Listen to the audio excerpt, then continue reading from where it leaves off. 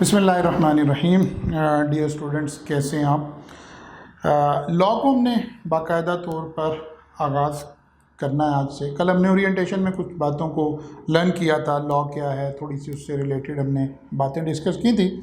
लेकिन आज हम बाकायदा तौर पर इसका आगाज़ करते हैं। और जैसे मैंने ओरिएंटेशन के अंदर आपसे ज़िक्र किया था कि हम एक स्टोरी टेलिंग के स्टाइल में लॉ को लेकर चल रहे होंगे। लॉ के सिलेबस के अंदर हमने बात की थी कि दो तरह की चीज़ें हैं, दो लॉज हैं, एक कंपनी लॉ है और एक को हम बिजनेस लॉ बी लॉ बोलते हैं। तो कंपनी लॉ से हम स्टार्ट ले रहे हैं, यानी चैप्टर नंबर 11 से। अगर हम आई कैप की बुक की बात करें तो चैप्टर नंबर 11 से हम इसका आगाज़ कर रहे हैं। इस चैप्टर के नोट्स साथ साथ मैं आपको प्रोवाइड करता जाऊंगा। इन नोट्स का मेजर सोर्स या लॉ के किसी भी नोट्स, किसी भी किताब का मेजर सोर्स इटसेल्फ लॉ ही है। तो मोर और लेस लॉ से ही सब लोगों ने लिखा हुआ है, मैंने भी वहीं से लिखा हुआ है, आई कैप की किताब ने भी वहीं से लिखा हुआ है। और क्योंकि आई कैप हमारा रेगुलेटर है, उसकी किताब ही मेन रेगुलेट करती है, तो बहुत सारा इसका सोर्स आई कैप की किताब से होगा। लेकिन आपको ज़रा समराइज हमने उसमें कर दिया, जहाँ से आपने उसको याद करना है। तो आप नोट्स डाउनलोड कर लीजिए, उसका प्रिंट ले लीजिए जब तक जो है आप, ताकि यहाँ से याद भी कर सकें। तो जी, एक स्टोरी का आगाज़ होता है। ये हमारे एक करैक्टर है, हमारे एक दोस्त हैं, जिनके ज़रिए से हमने कंपनी लॉ को बहुत सारा समझना है। इनका नाम रमला है। रमला जी जो हैं, ये थोड़े से इंटरेस्टेड हुए कि यार कारोबार के बारे में बेसिक बातें पता चलें, बिज़नेस करना चाहिए। हर तरफ इस तरह की बातें हो रही हैं आजकल, बड़े लोग, मोटिवेशनल लोग बातें करते हैं कि कारोबार कारोबार। तो इसको रमला जी के जहन में आया कि यार कारोबार कहते किसको हैं, तो किससे पूछूं, किससे समझूं। तो इनके जहन में इनके एक दोस्त आए जो कि कमला जी हैं, जो कि चार्टर्ड अकाउंटेंट हैं खुद से। तो ये उनके पास पहुंच गए। अब रमला जी और कमला जी के दरमियान जो गुफ्तगू हो रही है, वो हमारा पूरा 50% ऑफ सिलेबस उसी गुफ्तगू पर मुनहसिर है। ठीक है, यानी जो कंपनी लॉ है वो सारी की सारी गुफ्तगू ये दो करैक्टर आपस में कर रहे हैं। जो ये बातें कर रहे हैं वही हमारे सिलेबस में शामिल है। तो जनाब रमला जी ने कमला जी से पूछा कि यार मुझे बताइए, कारोबार किस किस तरह के होते हैं, किस किस तरह से कारोबार किया जाता है।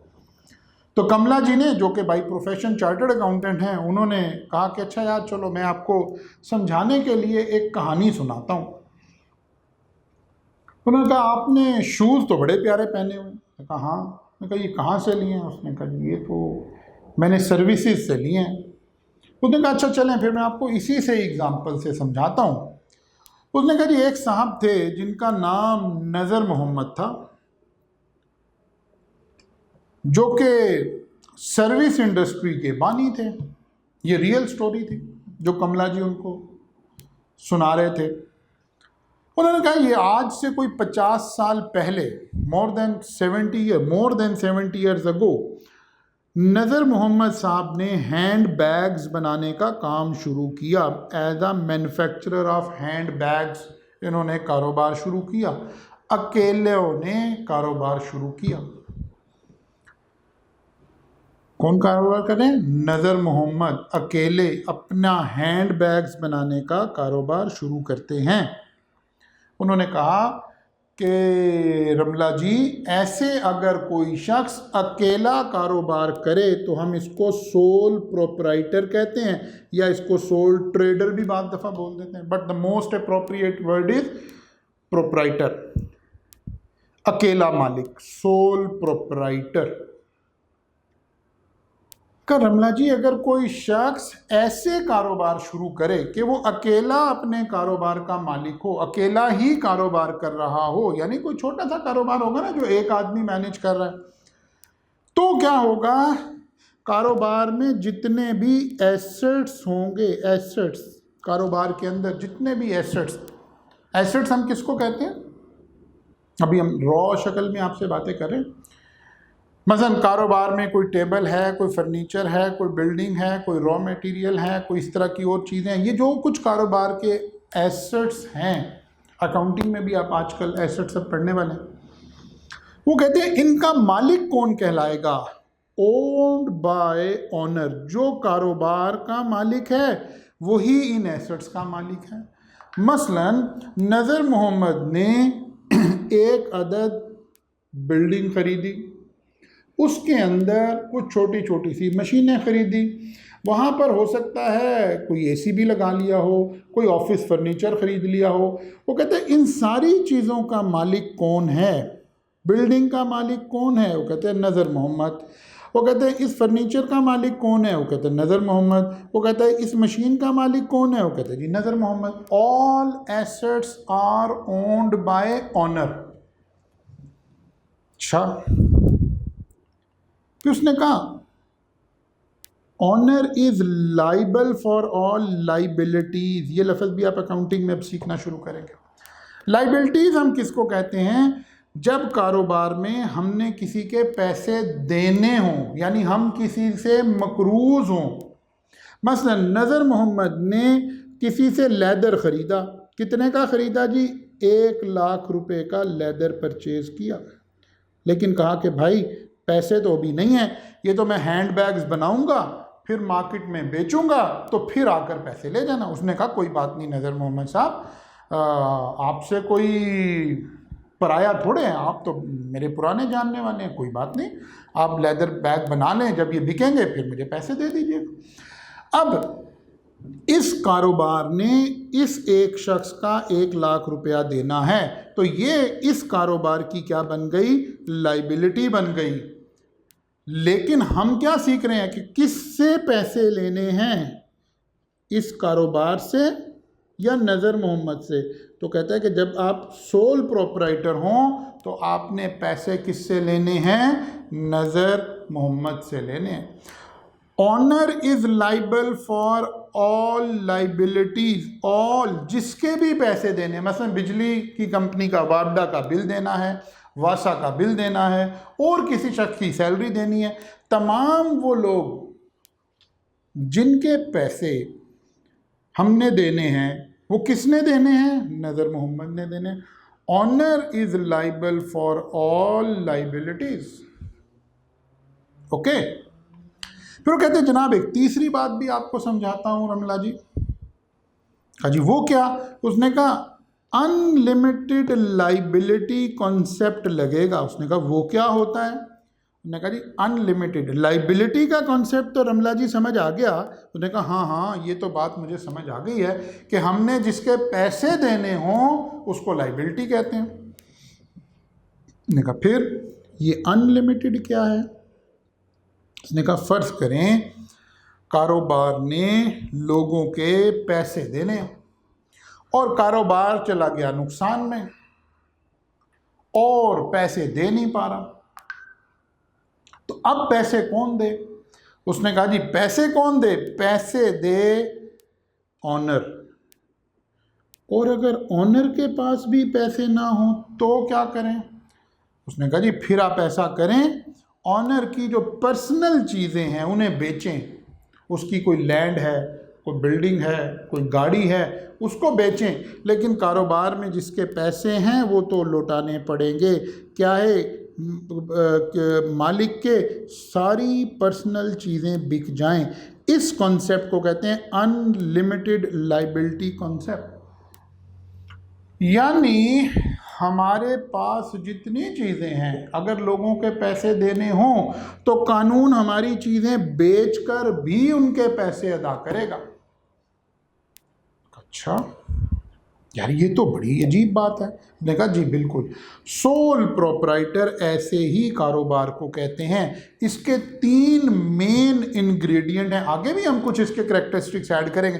3 मेन बातें हैं। सारे एसेट्स का मालिक ऑनर है, सारी लाइबिलिटीज़ का जिम्मेदार ऑनर है, और मालिक की जिम्मेदारी लामहदूद है, अनलिमिटेड है।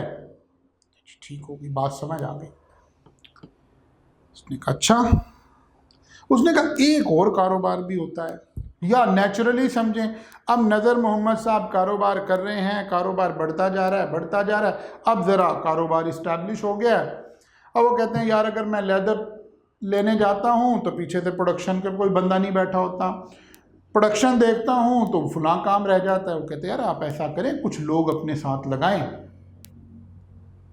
कहा लोग तो एम्प्लॉय तो लगे हैं। उसने कहा नहीं एम्प्लॉय से काम नहीं चलता, जो ऑनर की नज़र है, जो मालिक की नज़र है, उस नज़र वाले कुछ लोग इसमें ऐड करें।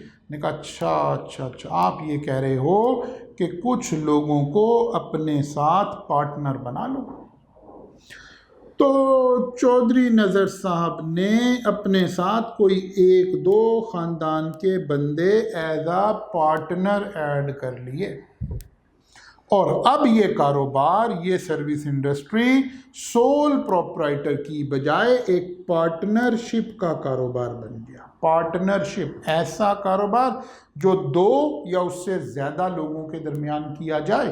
अभी हम फिर आगे डिफाइन इसे बेहतर भी कर लेंगे।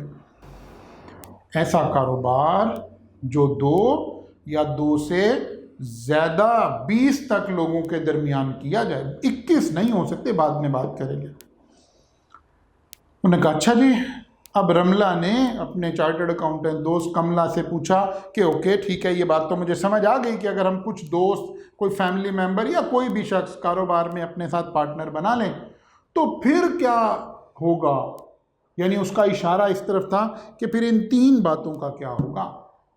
उसने कहा हाँ, all assets are owned by partners. अब जितने एसेट्स हैं वो सबके मिलकर होंगे, पार्टनर के आपस में मिलकर होंगे। All assets are owned by partners.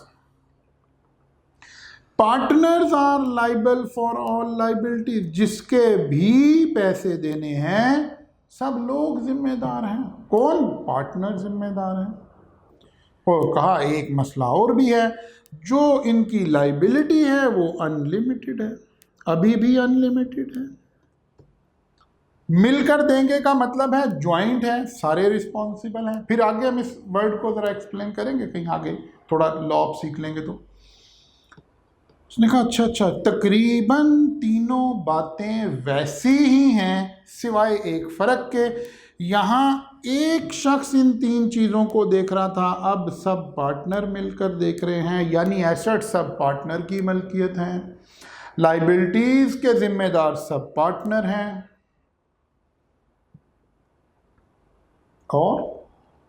और सबकी लाइबिलिटी अनलिमिटेड है। उसने कहा जी इसका नाम क्या है? पार्टनरशिप है। रमला जी ने कहा कि एक अहम बात तो मैं आपको बताना भूल गया। जी वो क्या? उसने कहा ये जो दोनों कारोबार हैं, इन कारोबार के बारे में हम एक लफ्ज़ इस्तेमाल करते हैं, नॉट अ लीगल पर्सन। ये बड़ी अहम बात लिखी है।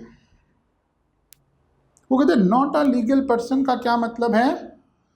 आप उधर अकाउंटिंग में, इंट्रोडक्शन टू अकाउंटिंग में आजकल पढ़ रहे होंगे, वहाँ भी यही 3 कारोबार आप पढ़ेंगे आजकल में।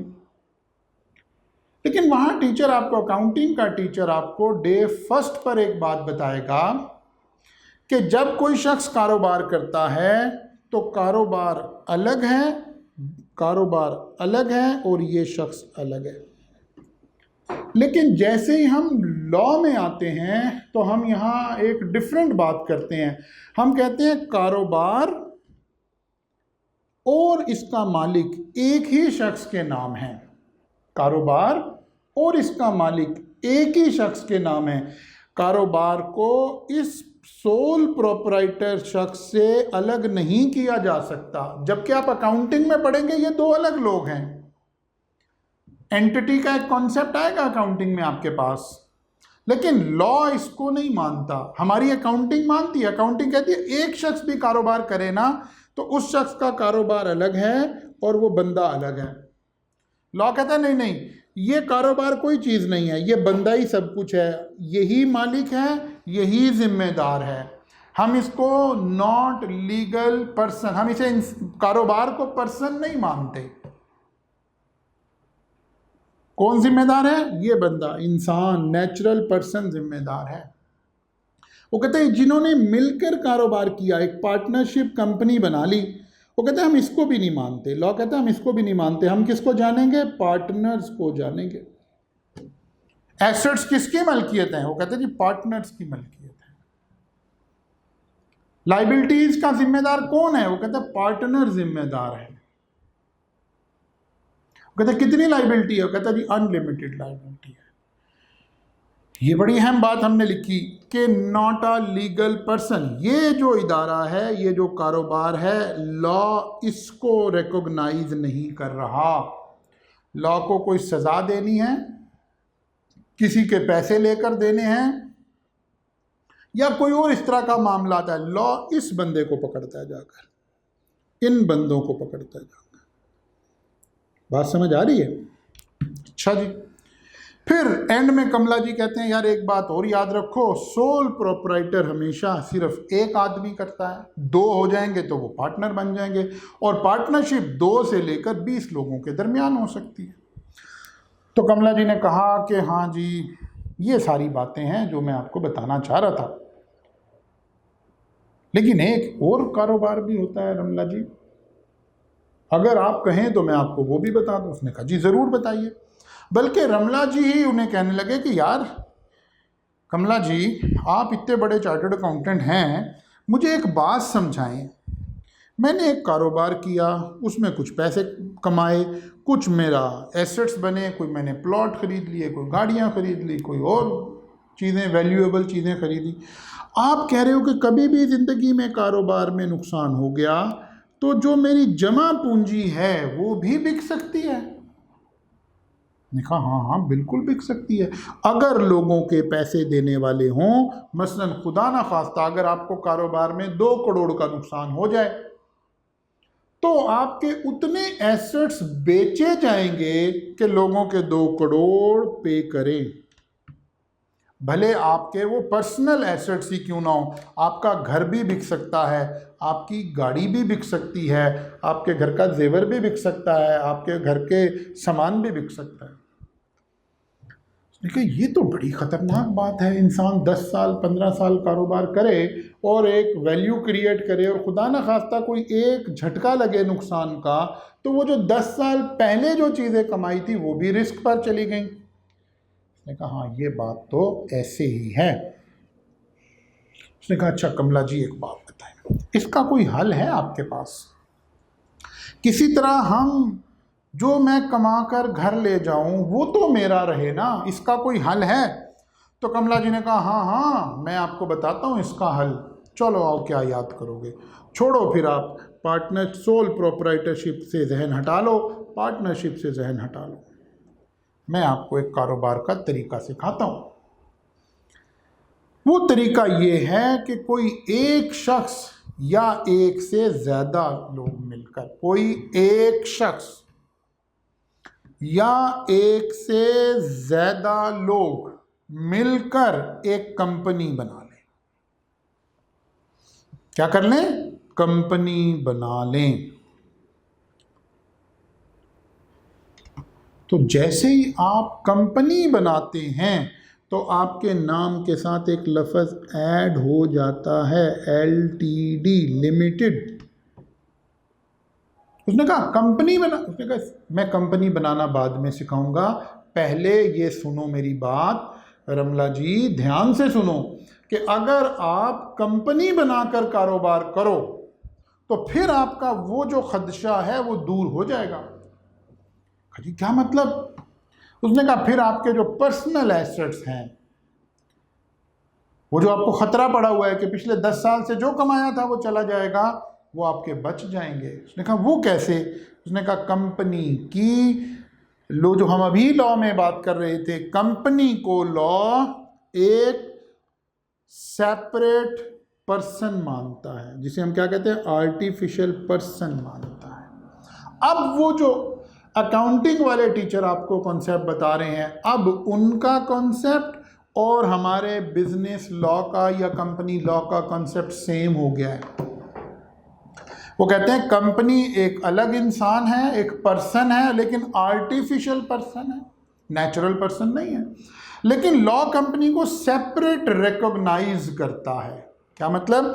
कंपनी अब इसको अगर इसके साथ पीवीटी लग गया है, एलटीडी लग गया है, लिमिटेड लग गया है, इसके नाम के साथ, ये आगे चल के पढ़ेंगे कि कैसे ये लगेगा, तो फिर सर्विसेज कंपनी बन गई है। जब जैसे ये कंपनी बन गई है, अब लॉ ने इसको आज़ादी दी, इख्तियार दिया कि अब सर्विसेज अलग और चौधरी नज़र साहब अलग, या इसमें और जो दूसरे मेंबर हैं वो अलग। सेपरेट एंटिटी, लीगल एंटिटी का कॉन्सेप्ट आ गया। यानी अब कंपनी अलग हो गई और उसके मालिकान अलग हो गए। अच्छा जी, वो कहते हैं जी अब जो मालिक हैं, कंपनी के जो मालिक होते हैं उसे हम शेयर होल्डर कह देते हैं, उसे हम मेंबर कह देते हैं। वो कहते हैं अब जो मालिक हैं इनकी लाइबिलिटी लिमिटेड हो गई है। क्या हो गई है? लिमिटेड हो गई है। मैं समझाऊंगा अभी ये बात। अच्छा जी, तीसरी बात, वो कहते हैं जो कंपनी है ना, सेपरेट फ्रॉम इट्स मेंबर अलग हैं, कंपनी अलग है। अच्छा जी, मैं वन बाय वन एक्सप्लेन करता हूँ इसको। वो कहते हैं जैसे किसी भी इंसान के कुछ लीगल राइट्स होते हैं, आपके भी कुछ लीगल राइट्स हैं, इसी तरह कंपनी के भी कुछ लीगल राइट होंगे। हर इंसान की कुछ लाइबिलिटीज होती हैं, इसी तरह कंपनी की भी कुछ लाइबिलिटीज होंगी। अच्छा जी, अब ज़रा फिर समझते हैं। वो कह रहा है जी भाई, मसलन अब हम ऐसे थोड़ी सी एग्जांपल से एक बात आपको मैं समझाता हूँ। फ़र्ज़ किया आप 5 लोग थे, हर आदमी ने 1-1 लाख रुपया इकट्ठा किया, और 5 लोग थे तो 5 लाख रुपया इकट्ठा हो गया। इससे बना ली उन्होंने एक कंपनी। कंपनी बनती कैसे है? कंपनी से रिलेटेड हर चीज़ हमारे सिलेबस में शामिल है। अभी हम आपको एक ओवरव्यू दे रहे हैं, जैसे जैसे आगे चलेंगे वैसे वैसे हमें समझ आएगी बात। अच्छा जी, इस 5 लाख से अब हमने कारोबार शुरू किया, कारोबार बढ़ता गया बढ़ता गया बढ़ता गया। हो सकता है अब कंपनी बनकर एक बड़ी कंपनी की शक्ल इख्तियार कर चुकी हो। हर कारोबार ऐसे ही ग्रो करके आगे चला जाता है। खुदा ना ख्वास्ता पहले उन 3 बातों का जवाब दें। इन 5 लाख से जो एसेट्स आपने खरीदे उसका मालिक कौन है? Company. All assets are owned by company. पहले हम क्या करते? All assets are owned by owner या पार्टनर। नहीं, अब ऑनर नहीं। हमने गाड़ी खरीदी सर्विसेज के नाम पर, इसका मालिक कौन है? सर्विसेज इसकी मालिक है। हमने एक बिल्डिंग खरीदी सर्विसेज के नाम पर, इसका मालिक कौन है? सर्विसेज। हम कंपनी के मालिक हैं लेकिन हम एसेट्स के मालिक नहीं हैं, क्योंकि कंपनी अब एक इंसान हो गई है, एक यानी आर्टिफिशियल पर्सन हो गई, इंसान नहीं, एक पर्सन हो गई है। कंपनी एक पर्सन बन गई है, इस पर्सन के सारे एसेट्स इसकी मलकियत हैं, इस पर्सन की सारी लाइबिलिटीज़ का ये जिम्मेदार है। अब ये लोग जिम्मेदारी से बाहर आ गए हैं एक ख़ास स्टाइल पर, जिसको हम कहते हैं लिमिटेड लाइबिलिटी कॉन्सेप्ट। अब कंपनी को कोई नुकसान हो जाए, खुदा ना ख्वास्ता, तो उस नुकसान को पूरा करने के लिए इस कंपनी के एसेट्स बेचे जाएंगे, इस कंपनी की गाड़ियां बेची जाएंगी, इस कंपनी की बिल्डिंग बेची जाएगी, इस बिल्डिंग के फर्नीचर बेचा जाएगा और लोगों के पैसे दिए जाएंगे। लेकिन अगर ये बेचते बेचते अभी भी लोगों के पैसे पे नहीं हुए और कंपनी तो सारी की सारी बिक गई है, उसे हम कहते हैं ये क्या हो गई है? डिफ़ॉल्ट कर गई है। यानी सारा कुछ बेचने के बावजूद लोगों के पैसे अदा नहीं हुए, तो कहते हैं अब क्या करें? इसके मालिक को पकड़ें भाई, इनसे पैसे निकालें। मालिक कहता है नहीं नहीं भाई, अब ये नहीं हो सकता, आपने देखा नहीं मेरे लफ्ज़ के साथ लिखा हुआ था लिमिटेड, इस बात का मतलब ही यही था कि कंपनी ने आपके पैसे देने हैं, अगर कंपनी ना दे सकी तो मैं जिम्मेदार नहीं हूँ, मेरी जिम्मेदारी इन 5 लाख तक थी, ये मैंने कंपनी को दे दिए थे, उसके बाद कंपनी जाने और आप जाने। This is called limited liability. Now the members of the company, इनकी लाइबिलिटी लिमिटेड हो गई है।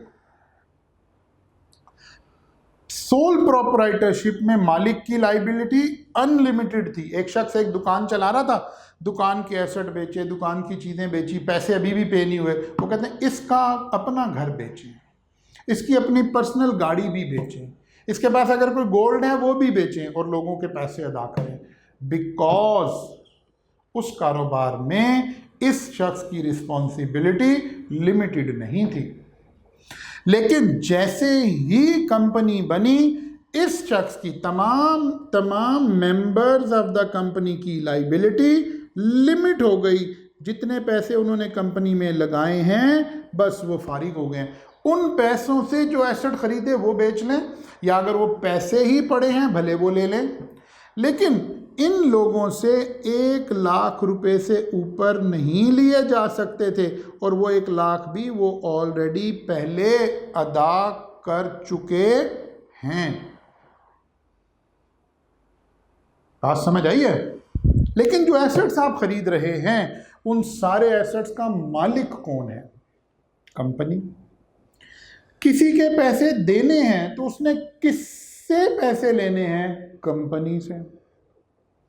किसी ने कंपनी को पैसे देने हैं। जैसे कंपनी किसी से उधार ले सकती है ना, तो कंपनी से भी तो कोई उधार ले सकता है। हमने पीछे से नज़र मोहम्मद ने लेदर ख़रीदा था उधार पर, फिर बैग बनाए, बैग भी बेच दिए उधार पर। लेदर ख़रीदा था मिस्टर ए से, बैग बनाकर बेच दिए मिस्टर बी को। कंपनी ने मिस्टर ए के पैसे देने हैं, कंपनी ने मिस्टर बी से पैसे लेने हैं। जिसके पैसे हमने देने हो उसको या तो लाइबिलिटी बोलते हैं, या उस बंदे को आप अकाउंटिंग में पढ़ेंगे, आजकल में ही आ जाएगा ये लफ्ज़, क्रेडिटर्स बोलते हैं। वो लोग जिनके हमने पैसे देने हो उसको अकाउंटिंग की लैंग्वेज में क्या बोलते हैं? क्रेडिटर बोलते हैं। जिससे पैसे लेने हो उसको डेटर बोलते हैं। तो मुझे एक लफ्ज़ बोल लेने दीजिए, डेटर भी कंपनी के और क्रेडिटर भी कंपनी के। डेटर भी कंपनी के और क्रेडिटर भी कंपनी के, यानी जिससे पैसे लेने हैं कंपनी ने लेने हैं, जिसको पैसे देने हैं कंपनी ने देने हैं। मेंबर इसके जिम्मेदार नहीं हैं, बिकॉज मेंबर की लाइबिलिटी क्या हो गई? लिमिटेड हो गई। चलिए, ये जितनी बातें मैंने आपसे की हैं, मैं आपको 1 बाय 1 दोबारा इसके जवाब देता हूं। डेट्स एंड लाइबिलिटी, डेटर एक अलग लफ्ज़ है। डेट्स एंड लाइबिलिटीज जो कंपनी की हैं, यानी कंपनी ने जिन लोगों के पैसे देने हैं, कंपनी इज लाइबल।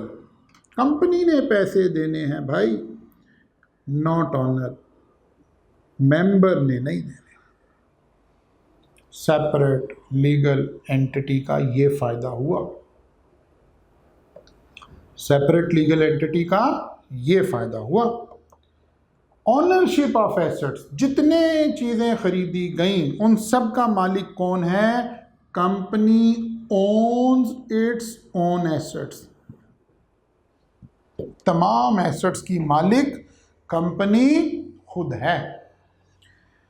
तमाम एसेट्स की मालिक कंपनी खुद है। ये एसेट्स किसके हैं? कंपनी के हैं। हाँ, कंपनी हमारी है, हम मालिक हैं कंपनी के, हम शेयर होल्डर हैं कंपनी के, हम मेंबर हैं कंपनी के।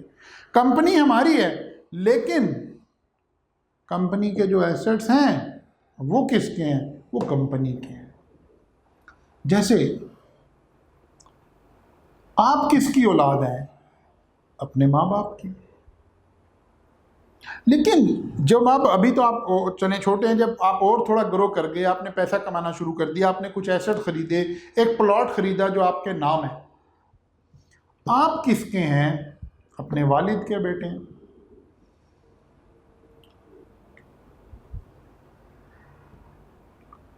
लेकिन वो प्लॉट किसका है? वो आपका है। उसका ऑनर कौन है? आप।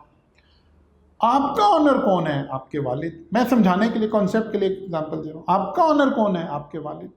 वो हदीस में खूबसूरत वाक़या आता है ना, कि खूबसूरत हदीस है, बल्कि मेरे जैसे नाअहल नालायक इंसान से सुनने की बजाय आप गूगल कीजिएगा मौलाना तारिक जमील साहब के अल्फाज से, क्या खूबसूरत एक हदीस से मुबारक है कि एक सहाबी नबी करीम सल्लल्लाहु अलैहि वसल्लम के पास हाजिर हुए और कहा, या रसूल अल्लाह, मेरे वालिद मेरे से बग़ैर पूछे, मेरी इजाज़त के बग़ैर मेरे माल में से पैसा खर्च करते हैं। शिकायत लगाई अपने वालिद की। तो अल्लाह के नबी ने कहा कि अच्छा, इसके वालिद को बुलाओ। तो वालिद को कहीं पहले इतला पहुंच गई। तो फिर उन्होंने वालिद को बड़ा दुख पहुंचा इस बात का कि अच्छा, मेरे बेटे ने मेरी शिकायत नबी करीम सल्लल्लाहु अलैहि वसल्लम को लगा दी। तो खैर, वो किस्सा तो बड़ा लंबा है, आपने सुना भी होगा क्योंकि बड़ी मशहूर हदीस है। तो फिर अल्लाह के नबी ने आखिरी जो लफ्ज़ अता फरमाया वहाँ पर, वो फरमाया कि तू, बेटे को कहा, तू और तेरा माल सब तेरे बाप का है। ठीक है ना, तू और तेरा माल सब तेरे बाप का है। ये तो एक वाक़या, लेकिन कानूनन हम इस वक्त लीगल बात कर रहे हैं। अच्छा, शरीयत में भी इस हदीस का कुछ और मफहूम है, कभी फ़िज़िकल क्लासेस में आपसे बात कर सकते हैं। लेकिन हम इस वक्त लीगल बात कर रहे हैं। ये कंपनी हमारी है, लेकिन कंपनी के मालिक हम हैं, लेकिन कंपनी के जो एसेट्स हैं उसका मालिक कंपनी है। इस बात को समझने की कोशिश करें, हम बराह रास्त मालिक नहीं हैं। ओके।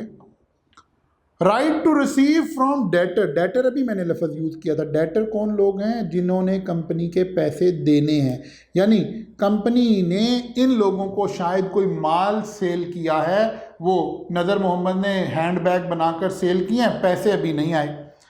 तो अब किसी बंदे ने कंपनी के पैसे 2 लाख रुपया देना है, तो किसका राइट है? डेटर ओज टू कंपनी। क्या मतलब?